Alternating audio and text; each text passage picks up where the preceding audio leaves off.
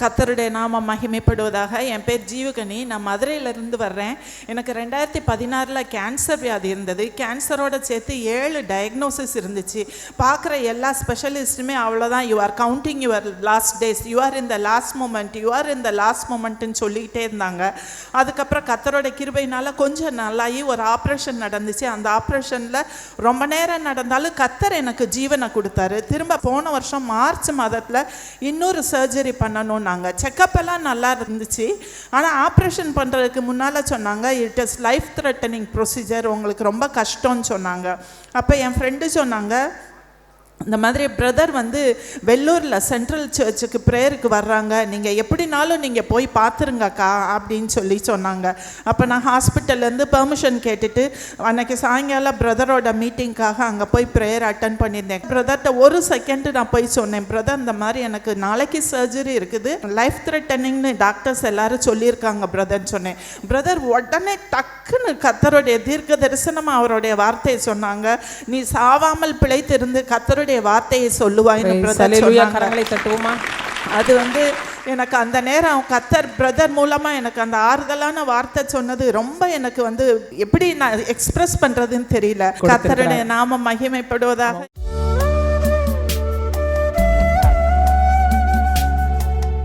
கிறிஸ்துவுக்குள் மிகவும் பிரியமான எனதருமை சகோதர சகோதரிகளே, நம்மை சிருஷ்டித்தவரும் நம்மை உண்டாக்கினவரும் நம்மை ஒருபோதும் மறந்து போகாதவருமாகிய இயேசு கிறிஸ்து வினையற்ற நாமத்தினாலே உங்கள் யாவரையும் வாழ்த்தி ஆசீர்வதிக்கிறேன். அல்லேலூயா.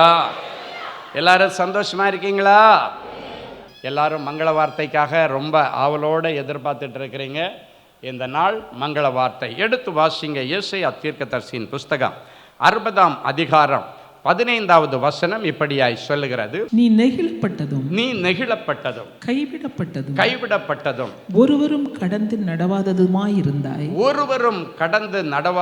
இருந்தாய். ஆனாலும் உன்னை நித்திய மாட்சிமையாகவும் தலைமுறையாய் இருக்கும் மகிழ்ச்சியாகவும் வைப்பேன். எவர்லாஸ்டிங் பிரைட் அண்ட் ஜாய், நித்திய மகிழ்ச்சி என்று சொல்லப்பட்டிருக்கிறது. நித்திய பெயரையும் புகழையும் கர்த்தர் கொடுப்பாராம்.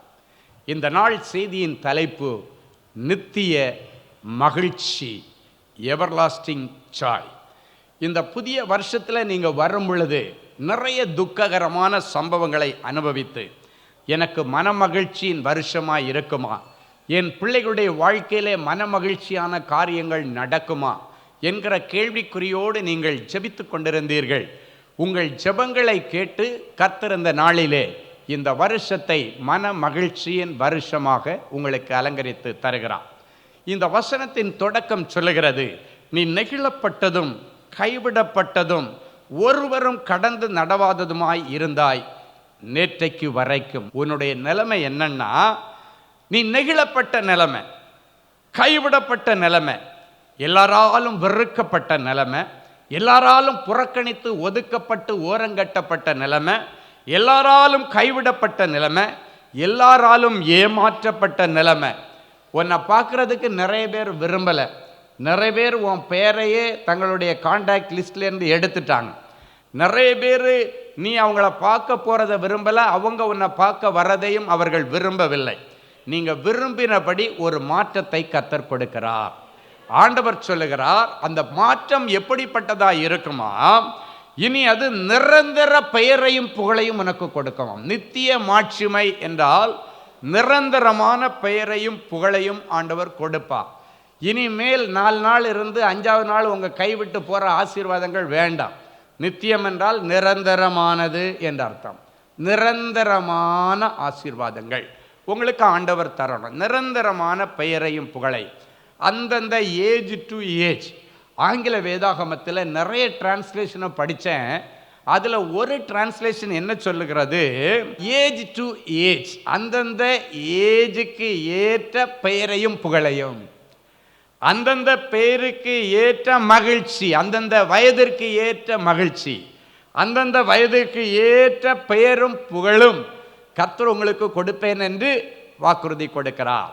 ஒருவேளை வாலிப வயசில் உங்கள் பிள்ளைங்க கெட்ட பெயர் சம்பாதிச்சிருக்கலாம், அவ பெயர்களை சம்பாதிச்சிருக்கலாம். என் பிள்ளை என்ன வெளியே தலை காட்ட முடியாத அளவுக்கு ஒரு கெட்ட பேரை சம்பாதிச்சுட்டு வந்துட்டானே, ஒரு கெட்ட பேரை சம்பாதிச்சுட்டு வந்துட்டாள என்றெல்லாம் சொல்லி நீங்கள் அநேக நாட்கள் வருந்தி இருக்கலாம். ஒருவேளை ஏன்டா இப்படி ஒரு பிள்ளைய பெத்தேன் அப்படின்னு கூட நீங்கள் மனசுல வெறுப்படையக்கூடிய விதத்துல கூட சில காரியங்கள் நடந்திருக்கலாம். ஆனால் அவை எல்லாவற்றிற்கும் இன்னைக்கு ஆண்டவர் ஃபுல் ஸ்டாப் வச்சு, ஆண்டவரே இந்த பிள்ளைய எனக்கு தந்ததுக்காய் ஸ்தோத்திரன்னு சொல்ல போறீங்க. ஏன் இந்த பிள்ளைய பெத்தேன்னு சொன்ன அதே வாய் இனி என்ன சொல்லுமா, ஆண்டவரே இப்படி ஒரு பிள்ளைய எனக்கு தந்ததற்காய் உமக்கு ஸ்தோத்திரம். இன்னைக்கு ஆண்டவர் வெளிப்படையா சொல்றாரு, சத்ருவின் கோட்டையை உடைச்சி அந்த கோட்டைக்குள்ள இருக்கிற உன் பிள்ளைய ஆண்டவர் தூக்கி கொண்டு வரார். தூக்கி சும்மா கொண்டு வர மாட்டார், தோள் மேல வச்சு கொண்டாடி கொண்டு வருவார். இனி அந்த சத்ருவின் கோட்டைக்குள்ளே அவன் போவதில்லை, அந்நிய நுகத்துக்குள்ளே அவன் போவதில்லை, அந்நிய மனுஷியை தேடி போவதில்லை, அந்நிய மனுஷாட்களை தேடி அவள் போவதில்லை. இன்றைக்கு கர்த்தர் அங்கிருந்து பிடுங்கி கொண்டு வர்றாரு. ஏன் கொண்டு வர்றாரு? இங்க ரொம்ப நாளா இதே உங்களுக்கு இரவும் பகலும் ஒரே வேதனை, மனக்கவலை, மன துக்கம், இதே தான் உங்களுக்கு மனசுல ஓடிட்டு இருக்கு. அதனால ஆண்டவர் இந்த புதிய வருஷத்துல நீங்க எல்லாம் நிம்மதி பெருமூச்சு விட்டு சந்தோஷமா ஒவ்வொரு நாளையும் கழிக்கணும். டெய்லி காலையில் எழுமணுன்னே உங்க வீட்டில் ஒரு பெரிய துதியின் சத்தம், ஒரு கம்பீர ஜெயத்துணியின் சத்தம் இருக்கணும். ஆண்டவர் சொல்றதெல்லாம் உங்க இருதய பலகையில் ஆண்டவர் அப்படியே லாக் பண்ணி வச்சிருப்பாரு. நிரந்தரமான வேலை, இனி நிரந்தரமான வருமானம், நிரந்தரமான குடியுரிமை, நிரந்தரமான ஆசீர்வாதங்கள், நிரந்தரமான செல்வங்களை கர்த்தர் உங்களுக்கு கொடுக்கதான் இந்த எவர்லாஸ்டிங் ஜாய் என்று சொல்லுகிறார். ஆவியில் பார்க்கிறேன், சிலர் சில வேலையை தொடங்கி பாதியில் நிற்குது, முடிச்சுட்டு வெளியே வர முடியலை, கண்டினியூ பண்ண முடியலை, அப்படி தொங்கல்ல நிற்கிறதெல்லாம் ஆண்டவர் தன்னுடைய தோளை கொடுத்து அப்படியே தூக்கி லாக் பண்ணி ஃபினிஷ் பண்ணி தர்றார். எத்தனை பேர் ஆமேன்னு சொல்ல முடியும்? ஹல்லேலூயா. பாதியில் நிற்கிற எல்லாத்தையும் ஆண்டவர் முடிச்சு தருவார்.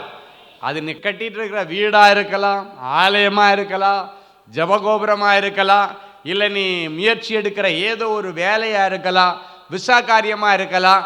தொங்கல்ல கிடக்கிறத எல்லாத்தையும் ஆண்டவர் எடுத்து வருகிற நாட்களில் உங்களுக்கு அதை நிரந்தரம் பண்ணி கொடுக்க ஆண்டவர் விரும்புகிறார். இந்த வசனம் சொல்லுகிறது, நீ நெகிழப்பட்டது உண்மை, எல்லாராலும் வெறுத்து ஒதுக்கப்பட்டது உண்மை.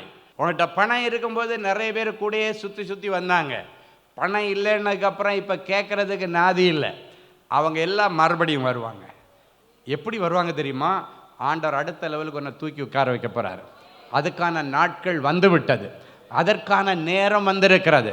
கர்த்தர் உனக்கு தயை செய்கிற காலமும் குறித்த நேரமும் வந்திருக்கிறது. ஹல்லேலூயா. எனக்கு எப்பொழுது உயர்வு வரும், எப்பொழுது மாறுதல் வரும் என்று ரொம்ப வருஷமா நீங்க கேட்டுட்டு இருக்கிறீங்க. 2024 கர்த்தர் அந்த மாற்றத்தை உனக்கு தந்து விட்டார். கடந்த நாட்களில் நீ ரொம்ப போராடின, ஒண்ணு நடக்கல. இப்ப ஆண்டவர் சொல்றார், நீ சும்மா இருந்து கர்த்தர் உனக்கு செய்கிற காரியங்களை பொறுத்திருந்து பார் என்று சொல்லுகிறார். ஹல்லேலூயா. கர்த்தர் உங்களுக்கு என்ன செய்தார்னு கடந்த நாட்களில் நிறைய பேர் கேட்டாங்க. கர்த்தர் எனக்கு இன்னென்ன செய்தார் என்று இனி நீ ஒரு பட்டியல் போட்டு சொல்லக்கூடிய விதத்தில் கர்த்தர் காரியங்களை நடத்த போகிறார். ஹல்லேலூயா. தலைமுறையாயிருக்கும் மகிழ்ச்சியும் நித்திய மாட்சிமையும் கர்த்தர் உனக்கு கொடுப்பாராம். கடந்த நாட்களில் உங்ககிட்ட பணம் இல்லாததுனால, படிப்பு இல்லாததுனால, அதிகாரம் இல்லாததுனால, அழகு இல்லாததுனால, இன்றைக்கெல்லாம் ஃப்ரெண்ட்ஸு கூட சில பிள்ளைங்க ரொம்ப அழகான பிள்ளைகளாக தான் பார்த்து பிக் பண்ணுறாங்க. ரொம்ப சூஸியாக பிக் பண்ணுறாங்க. எப்படி சொல்லுங்கள்? சூஸியாக செலக்ட் பண்ணி, ஓகே இந்த பிள்ளை கொஞ்சம் நல்லா அழகாக இருக்கா, ஃப்ரெண்டாக வச்சுட்டா நமக்கும் கொஞ்சம் அவள் கூட சுற்றினா கொஞ்சம் கௌரவமாக இருக்கும் அப்படின்னு சொல்லி சூஸியாக பிக் பண்ணுறாங்க. பிக் பண்ணி நீங்கள் எல்லாம் இந்த பிக் பண்ண லிஸ்ட்லேயே இல்லை, நெகிழப்பட்ட லிஸ்ட்டில் இருக்கிறீங்க. கவலையாக இருக்கா? அவங்க பிக் பண்ணால் தூக்கி கொண்டு குப்பை தொட்டியில் போட்டுருவான், தூக்கிட்டு போய் வம்பில் மாட்டி விட்டுருவான். ஆனால் யாரெல்லாம் இன்னும் பிக் பண்ணப்படாதபடிக்கு, தூக்க முடியாதபடிக்கு, நெகிழப்பட்டு கடைசியாக யாருமே ஒன்று ஏலம் எடுக்கவே இல்லை, ஒன்று கூப்பிடவே இல்லை அப்படின்ற மாதிரி கிடக்கிறீங்களா? உங்க மேல ஆண்டவருடைய பார்வை விழுகிறது. உங்களை ஆண்டவர் தூக்கி எடுக்கிறார். இவன் பிக் பண்ணல, உன்னை பிக் பண்ணுகிற ஆண்டவர் வந்திருக்கிறார். ஆண்டவர் உன்னை தூக்கி எடுக்கிறார். வேதம் சொல்லுகிறது, பூமியின் உயர்ந்த ஸ்தானத்திலே உன்னை ஏறி வர பண்ணி யாக்கோபின் சுதந்திரங்களினால உன்னை அலங்காரம் பண்ணி அழகு பார்ப்பாரா. இவனுக்கு எப்படி இது நடந்தது அப்படின்னு ஆச்சரியத்தோடு பார்க்கத்தக்கதாக காரியம் மாறுதலாய் முடியும். வேதத்தில் எப்தான்னு ஒரு பையன், ஒரு வாலிபன், அவனுடைய பிறப்பு தவறான விதத்திலே வந்த பிறப்பு தான். அப்போ குழந்தை பிறந்த உடனே இந்த குழந்தையை விட்டுட்டு புருஷனை விட்டுட்டு போயிட்டான். அவளுக்கு குழந்தை பற்றியும் கவலை இல்லை, புருஷனை பற்றியும் கவலை இல்லை. இப்போ இந்த குழந்தையுடைய பொறுப்பு தகப்பன்கிட்ட ஆயிடுச்சு. வேற வழி இல்லாமல் கொஞ்ச நாள் சமாளித்து வச்சிருந்தான். ஆனால் திடீர்னு அந்த பிள்ளை நெகிழப்பட்டான், தள்ளிவிடப்பட்டான்.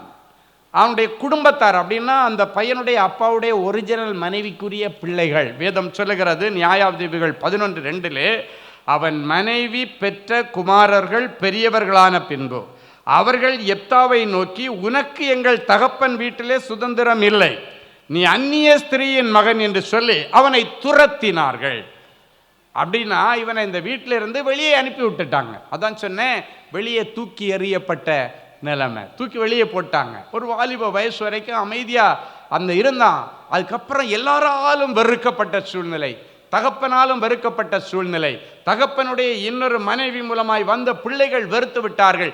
எல்லாராலும் வெறுக்கப்பட்ட நிலைமையில தூக்கி வீசப்பட்டான் வெளியிலே. அவனை பிக் பண்ண யாருமே வரல.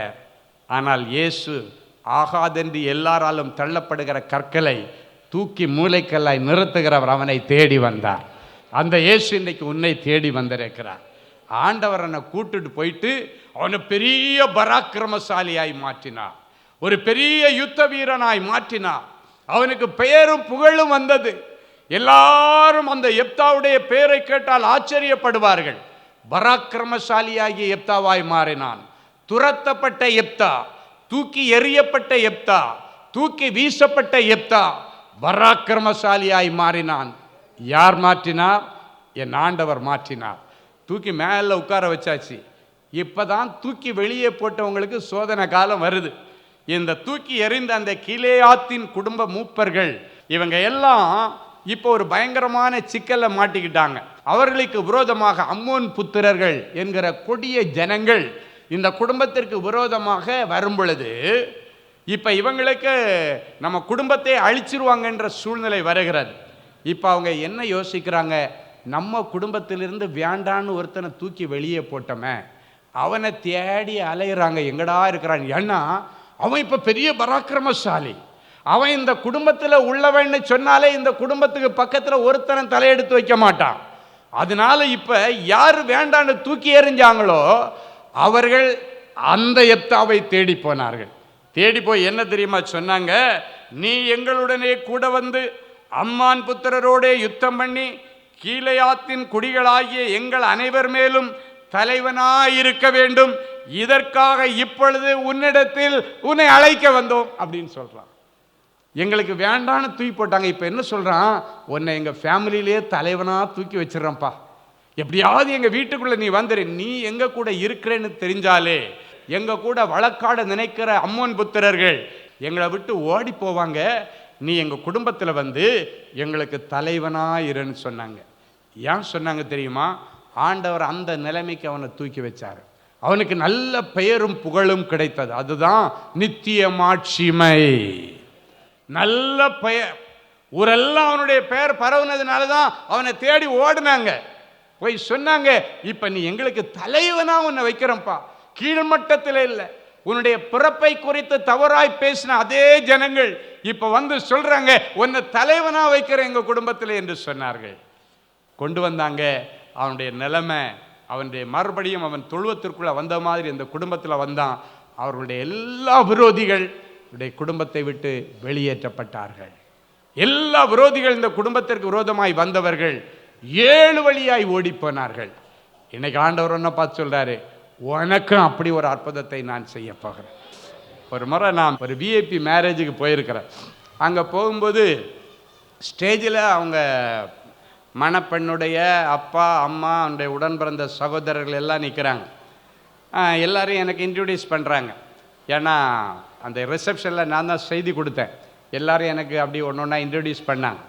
பண்ணிவிட்டு அதுக்கப்புறம் அங்கே ஸ்டேஜில் நின்று ஒரு தம்பியை கூப்பிட்டு ஐயாவை கையோடு கூப்பிட்டு போய் சாப்பிட வச்சுட்டு அனுப்பி விடுங்க அப்படின்ட்டு இந்த அம்மாவும் அப்பாவும் மணப்பெண்ணு வீட்டார் எல்லாம் சேர்ந்து என்ன பண்ணாங்க, இன்னொருத்தர்கிட்ட என்ன ஹேண்ட் ஓவர் பண்ணிட்டாங்க. நான் அப்படியே கீழே வந்து காருக்கு எஸ்கேப் ஆகலான்னு பார்த்தா இவன் கையிலேயே பிடிச்சிட்டு போயிட்டான். வேறு வழி இல்லை, எஸ்கேப் ஆக முடியலை. போயிட்டு விஐபிஸ்க்கு சாப்பிட்றதுக்குன்னு ஒரு இடம் இருக்குது, அங்கே கொண்டு என்ன உட்கார வச்சாச்சு. அங்கே போனால் இவன் கொண்டு போய் இன்னொருத்தர்கிட்ட ஹேண்ட் ஓவர் பண்ணுறான். அவன் வந்து ஒரு வாலிப தம்பியாக இருக்கிறான். நல்ல ஒயிட் பேண்ட்டு ஒயிட் ஷர்ட் போட்டு கேட்ரிங்கில் வந்து சூப்பர்வைசராக நிற்பாங்க பாருங்கள், அது மாதிரி ஒயிட் அண்ட் ஒயிட் போட்டுட்டு ஒரு நீட்டாக நிற்கிறான்.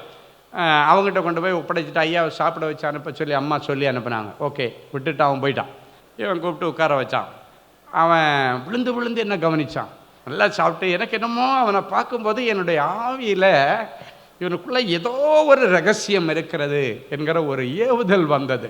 நான் கேட்டேன், தம்பி நீங்கள் என்ன பண்ணுறீங்க, நீங்கள் யார், கேட்ரிங்கில் சூப்பர்வைசராக இருக்கிறீங்களான்னு முதல்ல கேட்டேன். இல்லை அப்படின்னா. சரி அப்படின்னா நீங்கள் யார், மணப்பெண்ணுக்கு ஃப்ரெண்டான்னு கேட்டேன். இல்லைன்னா உங்களுக்கு தெரிஞ்சவங்களான்னு கேட்டேன். அவன் சொன்னான், மணப்பெண்ணுக்கு சொந்த தம்பி நான் அப்படின்னா. ஆனால் மேலெல்லாம் கோட் சூட்டோடு நிற்கிறாங்க. இவனுடைய சொந்த அண்ணமாரெல்லாம் நல்ல ஹாப்பியாக நிற்கிறாங்கன்னா இவனுக்கு ஒரு சாதாரண ஒரு ஒயிட் பேண்ட் ஒரு சட்டை அப்படி சும்மா சிம்பிளாக நிற்கிறான். என்ன குடும்பத்தில் நான் படிக்காததுனால அவங்க சொசைட்டிக்கு இன்ட்ரடியூஸ் பண்ணுற அளவுக்கு என் நிலைமை இல்லைன்னு சொல்லி எங்கே போனாலும் எனக்கு இப்படிப்பட்ட கடைநிலை வேலை தான் ஒதுக்குவாங்க. சரி என்ன பண்ணுறது, நான் வேறு வழி இல்லாமல் செய்கிறேன். எனக்கு படிப்பு வரல, நான் நல்லா போராடினேன், ஆனால் எனக்கு படிப்பு வரல, அதனால் என்னால் சக்ஸஸ் பண்ண முடியலை அப்படின்னு சொன்னான். அப்போ அவன் சொல்லும் பொழுது எனக்கு தெரிஞ்சிருச்சு, இவனை சொசைட்டியில் காமிக்கிறதுக்கே அந்த குடும்பம் யோசிக்கிறது. நான் முட்டி போடுறாங்க, தலைமையில் கையை வச்சுட்டு எந்த சொசைட்டி வேறு வேண்டான்னு சொல்லிச்சோம் அந்த சொசைட்டி ஆச்சரியப்படக்கூடிய விதத்தில் ஆண்டவரே என் பிள்ளையை உயர்த்தணும், ரொம்ப நாளெல்லாம் ஆகக்கூடாது, சீக்கிரம் இது நடக்கணும், உங்களுக்கு ஒரு நொடி பொழுதில் தூக்கி வைக்க முடியும். நீ குப்பையில் இருக்கிறவனை கோபுரத்தில் உட்கார வச்சு ஒரே நாளில் அழகு பார்க்குற ஆண்டவர், நீங்கள் என்ன பண்ணுவீங்களோ எனக்கு தெரியாது, என் பிள்ளைக்கு இந்த அற்புதத்தை நீங்கள் செய்யணும். அடுத்த முறை நான் இவனை பார்க்கும் பொழுது ராஜ மேன்மேல இவனை பார்க்க நீங்கள் உதவி செய்யணும். ஆகாது என்று தள்ளப்பட்ட இவனை எந்த சொசைட்டி இவன் என் பிள்ளைன்னு சொல்கிறதுக்கு யோசித்தாங்களோ, என் தம்பின்னு சொல்கிறதுக்கு யோசித்தாங்களோ, அவங்க வாயால் வந்து சொல்லணும், இது யான் தம்பி யான் தம்பி யான் பிள்ளை. ஒரு சின்ன ஜெபம் கண்ணீரோட பண்ணிவிட்டு தட்டி கொடுத்து நீ நல்லா இருப்படான்னு சொல்லிட்டு போயிட்டேன். காரில் உட்காந்து கிட்டத்தட்ட அதை நினச்சி ஒரு 10 நிமிஷம் அழுதுருப்பேன். அந்த அழுகையை ஆண்டவர் கேட்டார். கிட்டத்தட்ட ஒரு வருஷத்துக்கு பிறகு ஒரு நாள் நல்ல ஒரு ஆஃபரிங் எடுத்துகிட்டு என்னை பார்க்க வந்தான் அந்த தம்பி. அங்கே என்ன யாருன்னு தெரியுதான்னு கேட்டேன். என்னுடைய கெஸ்ஸிங் மிஸ் ஆகலைன்னா கல்யாண வீட்டில் பார்த்த நீ தானே அப்படின்னு கேட்டேன். ஆமாங்களா அப்படின்னா. நல்லா இருக்கேடான்னு கேட்டேன். ரொம்ப ரொம்ப நல்லா இருக்கேன். அவன் சொன்னால் அவங்க ஒரே வார்த்தை, எந்த சொசைட்டியில் என்ன வெளியே காட்டுறது யோசித்தாங்களோ அவங்க எல்லாரையும் என் பாதப்படியில் ஆண்டவர் போடுற அளவுக்கு கர்த்தர் என்ன வியாக்கினார். ஹல்லேலூயா. அப்படி இந்த ஒரு வருஷத்துக்குள்ளே எப்படா நீ பெரியாளானேன்னு கேட்டேன்.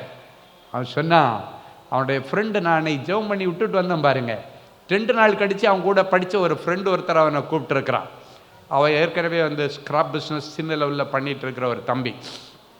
அவன் கூப்பிட்டு ஒரு பெரிய ஃபேக்ட்ரி க்ளோஸ் பண்ணுறாங்க, ஸ்கிராப்புக்கு போடுறாங்க, ஏலம் எடுக்க போகிறேன், நீயும் வேணா எனக்கு கூட பார்ட்னராக சேர்ந்துக்கிறியான்னு சொல்லி கேட்டான். அவன் சொன்னான், என்கிட்ட பணம் ஒன்றும் இல்லை. அப்போ அவன் சொன்னான், பணம் எல்லாம் எதுக்குடா, வேணாம், ஒரு சின்ன அமௌண்ட்டு தான் கட்டணும், நம்ம போட்டு கட்டிட்டு நம்ம டெண்டரை எடுத்துட்டு கைமாற்றி விட்டுருவோம் அப்படின்னா. சின்ன அமௌண்ட்டு தான் கட்டியிருக்கிறாங்க, பெரிய அமௌண்ட்டு கட்ட வேண்டியதில்லை, முதல்ல ஒரு சின்ன அமௌண்ட்டு கட்டணும். அதை இவங்க 2 பேருமே சேர்ந்து கட்டிட்டு டெண்டர் இவங்களுக்கு விழுந்த உடனே அதை கைமாற்றி விட்டதுலேயே 60 லட்சம் ரூபா ப்ராஃபிட். கைமாற்றி விட்டா இவன் பணம் எல்லாம் அவங்கள்ட்டேருந்து வாங்கி, யாருக்கு கைமாற்றினாங்களோ அவங்கள்ட்டேருந்து வாங்கி தான் மீதி பணத்தையே கட்டுனாங்க. டெண்டர் எடுத்த இடத்துல பார்த்தா 60 லட்சம் ரூபா ப்ராஃபிட்டு. அவனுக்கு ஒரே ஆச்சரியம், எந்த பிஸ்னஸில் இப்படி நடக்கும்?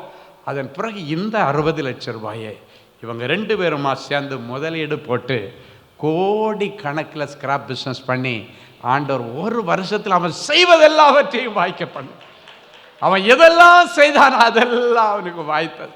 இன்றைக்கு இயேசு உங்களை பார்த்து சொல்றாரு, நீ மற்றவங்களால ஒதுக்கப்பட்ட நிலைமையில இருக்கிறியா? எல்லாரும் உன்னை தூக்கி எறிஞ்சிட்டாங்களா? உன்னை பிக் பண்ண யாருமே இல்லையா? உன்னை செலக்ட் பண்ண யாருமே இல்லையா? உன்னிடத்துல ஃப்ரெண்ட்ஷிப் வைக்க யாருமே இல்லையா? உனக்கு ஆலோசனை சொல்ல யாரும் இல்லையா? உனக்கு ஆறுதல் சொல்ல யாரும் இல்லையா? சகலவித ஆறுதலின் தேவன் இன்றைக்கு சொல்லுகிறார், நான் உன்னை பிக் பண்ணி எடுத்துட்டேன், என் கையில நான் செலக்ட் பண்ணி எடுத்துட்டேன். உன்னை தூக்கி ராஜாக்களோடு பிரபுக்களோடு உட்கார வைப்பார். என் அன்பு தேவனுடைய பிள்ளைகளே, அதுக்கப்புறம் இந்த பிள்ளையாண்டானுடைய கல்யாணம் என்ன நடந்துச்சு தெரியுமா? பெரிய இடத்துல பொண்ணெடுத்து இன்னைக்கு கர்த்தரவனை பெரிய செல்வ சீமானாய் வைத்திருக்கிறார். ஹல்லேலூயா. இன்னைக்கு அவங்க பெற்றோர்கள் இவனை ஒதுக்கின சொசைட்டி, இது யாரு தெரியுமா? என்னுடைய தம்பி, யாம் புள்ள அப்படின்னு சொல்லுகிற காலங்களுக்கு கொண்டு வந்தார். எப்தாவின் காலங்களில் உயிரோடு இருந்த என் ஆண்டவர் இன்றைக்கு உன் காலங்களிலும் உயிரோடு இருக்கிறார். உனக்கு நன்மை செய்ய அவர் காத்திருக்கிறார். துன்பத்தை கண்ட வருஷங்களுக்கும் வேதனைகளையும் இழப்புகளையும் சந்தித்த வருஷத்திற்கும் சரியாக உன்னை மகிழ்ச்சியாக்குவார். ஹல்லேலூயா. எல்லாரும் அப்படியே எழும்பி நின்று தேவ சமூகத்திலே ஒரு நிமிடம் நம்மை தாழ்த்தி ஒப்பு கொடுப்போம். ஆம் அன்பு சகோதரனே, சகோதரியே, நீண்ட நாட்களாக 4 சுவர்களுக்குள்ள விழுந்து கிடந்த ஆண்டவனே, இந்த கஷ்ட காலங்களுக்கெல்லாம் ஒரு விடிவு காலம் இல்லையா? இந்த நெருக்கடிகளுக்கெல்லாம் ஒரு விடிவு காலம் இல்லையா? இந்த அவமானத்துக்கெல்லாம் ஒரு விடிவு காலமே இல்லையா? நித்தமன் செத்து செத்து நான் பிழைக்கிறேன்னு சொல்லி கண்ணீரோடு இருந்தீங்களா? இந்த புதிய வருஷம் உங்களுக்கு கை கொடுக்கும் என்று கர்த்தர் சொல்கிறார். இந்த புதிய வருஷத்துல புதிய பிரகாசமான ஒரு எதிர்காலத்தை கர்த்தர் உனக்கு திறப்பார். பெரிதும் அனுகூலமுமான புதிய வாசல் உனக்கு திறக்கும். புதிய தேசம் உனக்கு திறக்கும். புதிய வழி உனக்கு பிறக்கும். புதிய வீட்டிற்குள்ளே பிரவேசிப்பாய். தோட்டம் துறவுகளோடு கூடிய வீட்டை நீ சுதந்தரிப்பாய். கர்த்தர் அதை சுதந்திரமாய் உனக்கு தருவேன் என்று சொல்லுகிறார். நித்திய மகிழ்ச்சி உன் தலையின் மேலே இருக்கும். சஞ்சலம், தவிப்பு, கடன் எல்லாம் ஓடி போகும். எல்லாம் ஓடி போகும். நித்திய மகிழ்ச்சி உன் தலையின் மேலே இருக்கும். சந்தோஷமும் மகிழ்ச்சியும் அடைவான். சந்தோஷமான சுப காரியங்கள் பிள்ளைகளுடைய குடும்பத்தில் நடப்பதா, தடைகள் உடைக்கப்படுவதா, இயேசுவின் மூலம் பிதாவே. ஆமென், ஆமென். கிறிஸ்துவுக்குள் அன்பானவர்களே, ஆண்டவராகிய இயேசு கிறிஸ்துவின் இனிய நாமத்தில் அன்பின் வாழ்த்துக்கள்.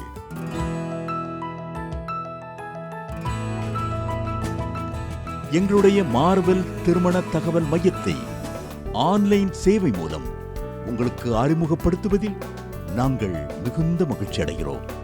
எங்களது மார்வெல் திருமண மையம் கிறிஸ்தவ குடும்பத்தில் திருமணத்திற்கு ஆயத்தமாயிருப்பவர்கள் தங்களுக்கு ஏற்ற வாழ்க்கை துணையை தேர்ந்தெடுக்க சிறந்த திருமண சேவை மையமாக இருக்கிறது.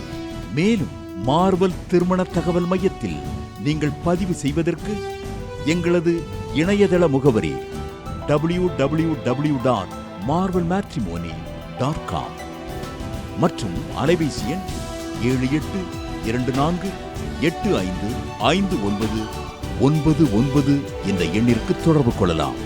சென்னை, நாகர்கோவில் மற்றும் மும்பை நகரில் உள்ளவர்கள் பதிவு செய்ய விரும்பினால் கீழ்க்கண்ட விலாசங்களில் உள்ள எங்களது அலுவலகங்களோடு தொடர்பு கொள்ளலாம்.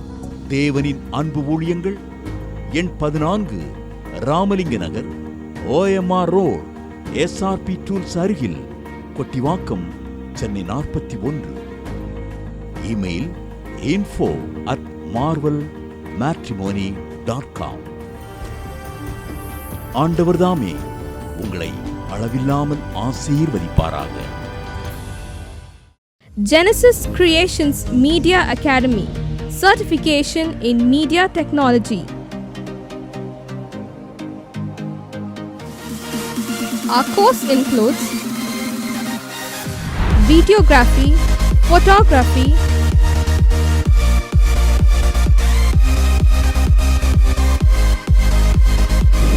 live video mixing,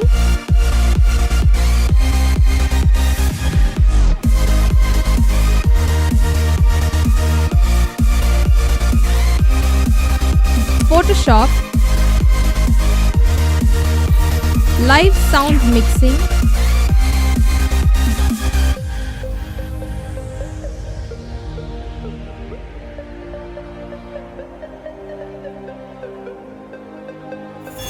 drone cinematography,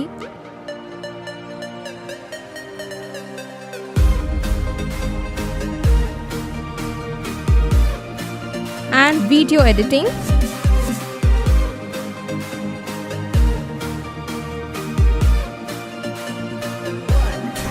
Praise the Lord.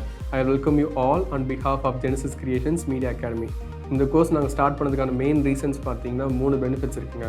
First benefit பார்த்தீங்கன்னா இந்த கோர்ஸ் வந்து ஜஸ்ட் 3 months கோர்ஸ் தான். நீங்கள் 3 months இந்த கோர்ஸை நீங்கள் படித்து முடிச்சிடலாம். செகண்ட் பெனிஃபிட் பார்த்தீங்கன்னா இது வந்து ரொம்ப காஸ்ட் எஃபெக்டிவ். ஸோ நீங்கள் ஈஸியாக அஃபோர்ட் பண்ணி இந்த கோர்ஸை நீங்கள் படித்து முடிக்கலாம்.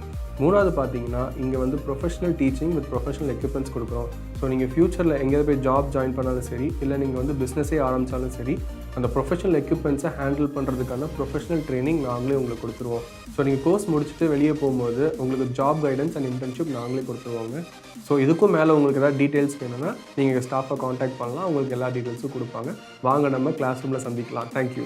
For further details, contact 7824850999 or visit our website at www.genesiscreations.in.